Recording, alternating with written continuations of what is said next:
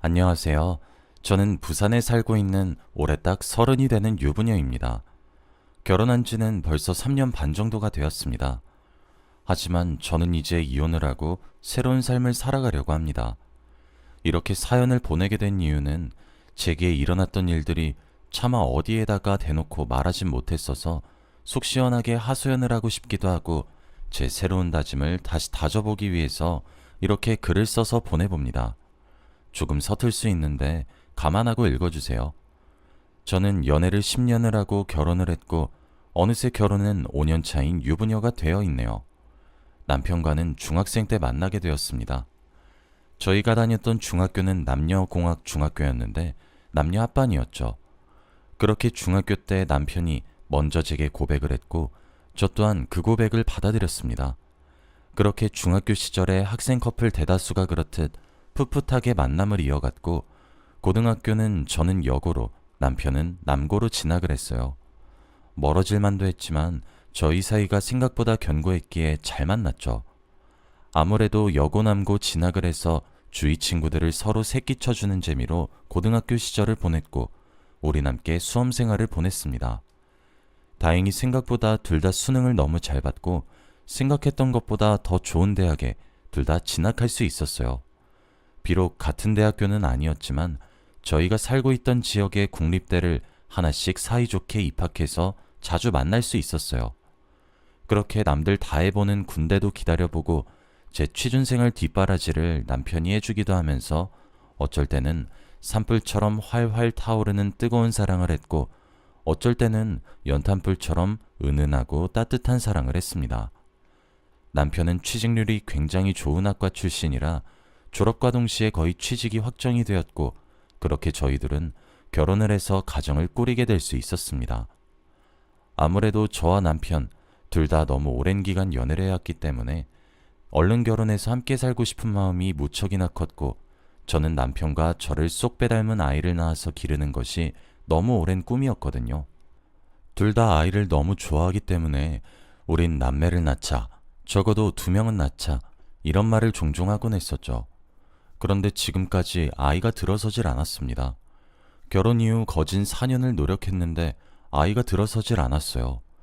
저도 남편도 둘 다 나이가 젊고 어린데도 아이가 생기질 않으니 이게 말로만 듣던 난임인가 싶더군요. 첫 1년과 2년이 되던 해에는 저희도 신혼기간을 즐기고 있어서 조바심이 나진 않았어요. 그런데 3년째가 되던 해부터 시댁에서 압박이 들어오기 시작했죠. 그리고 그때부터 지옥이 펼쳐졌습니다.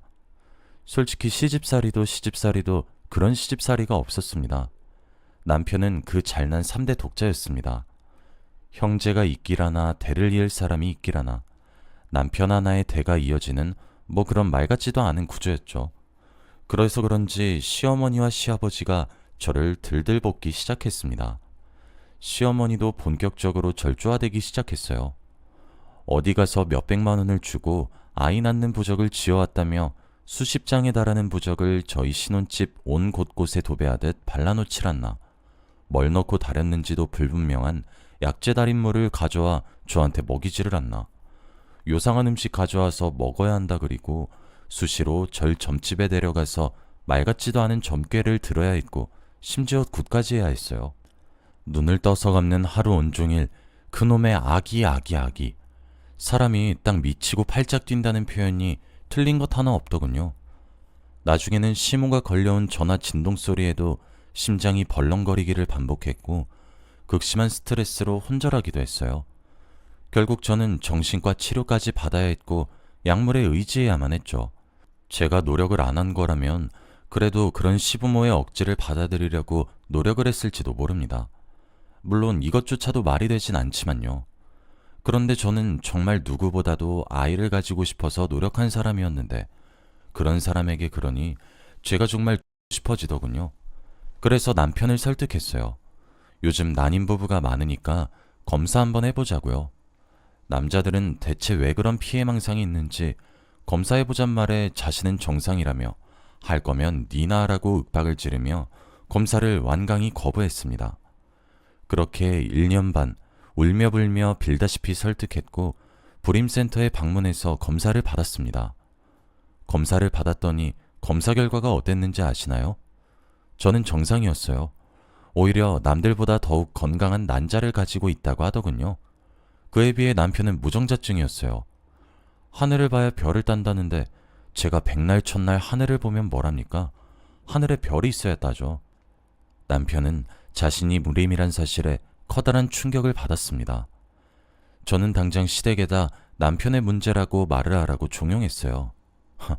그런데 남편이 제가 불임이라고 거짓말을 쳐달라고 하더라고요. 3대 독자 집안 난리 난다고 엄마 아빠 쓰러진대요. 협박 아닌 협박을 하길래 전 죽어도 안 된다고 했어요. 남편이 그랬더니 조금의 시간을 달라고 하더라고요. 그래서 알겠다고. 하지만 내 탓이 아니란 것을 명확하게 이야기해야 될 거라고 단단히 못을 박았죠. 그런데 몇 달 전 시부모가 또 절 찾아왔더군요. 이때는 검사 결과를 알게 된 지 한 달 정도 지난 시기였습니다. 절 찾아와서는 한다는 말이 용인에 있는 용한 점집에 아이 들어서는 굿을 신청해놨다고 빨리 옷 갈아입고 나갈 준비를 하래요. 그런 곳을 제가 왜 가야 되냐며 가기 싫다고 버티고 앉아있으니 시어머니가 제 등짝을 내려치면서 아휴 이 철없는 거사, 네가 우리 집 대를 끊게 만들 셈이야? 빨리 옷 갈아입고 따라 나서지 못해?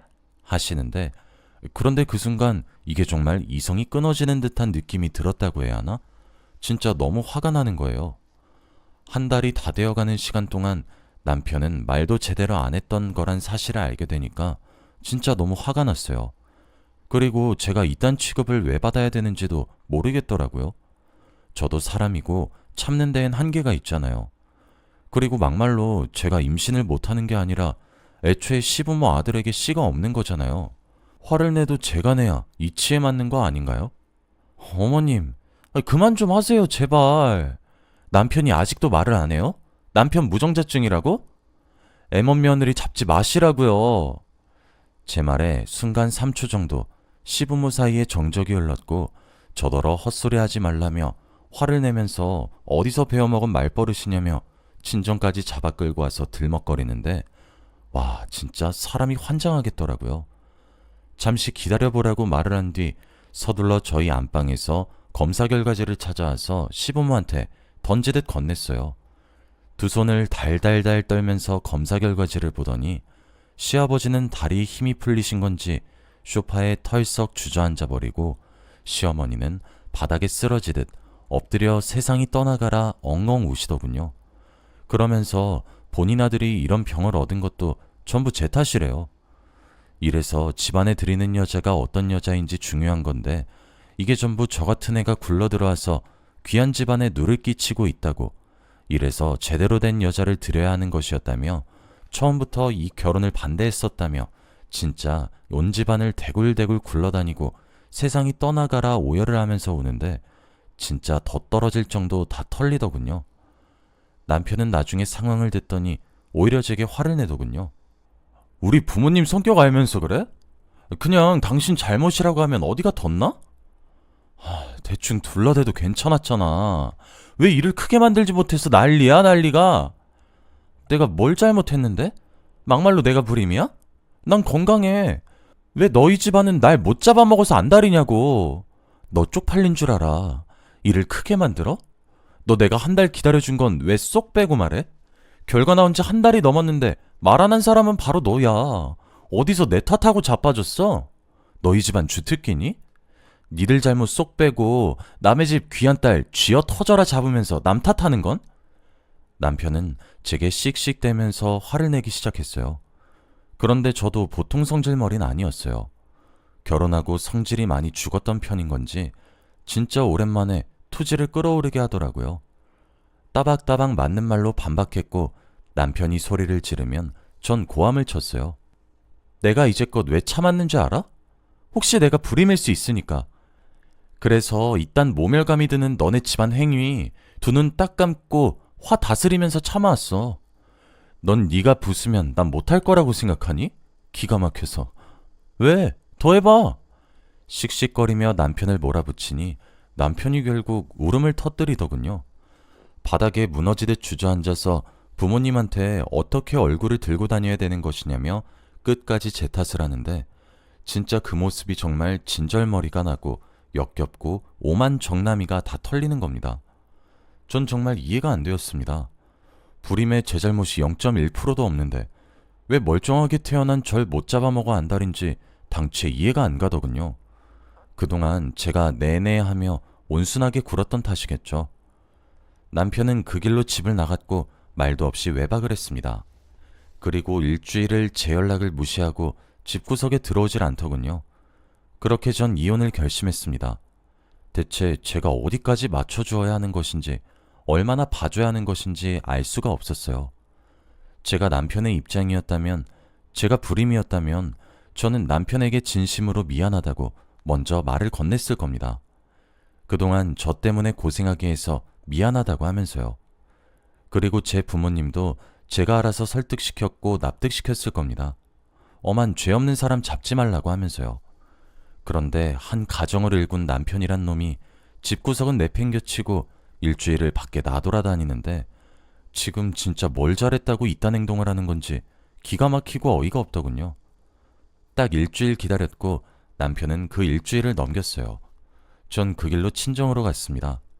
혹시나 회사에 찾아올까 싶어 그간 미뤄놨던 연차와 휴가를 몰아서 2주 정도 쉬겠다고 말씀드렸어요.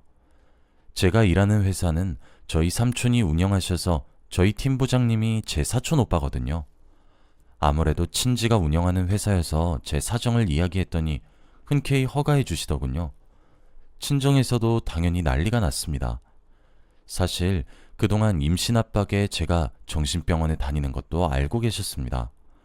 그런데도 혹여나 제가 불임일 수 있어서 죄지은 부모의 마음으로 꾹꾹 눌러 담으셨던 것은 저뿐만 아니라 저희 부모님도 저와 마찬가지였죠. 이런 방고에 사과조차 없이 뻔뻔하게 놔두는 남편을 보고 친정에서도 이혼을 준비하라고 했습니다.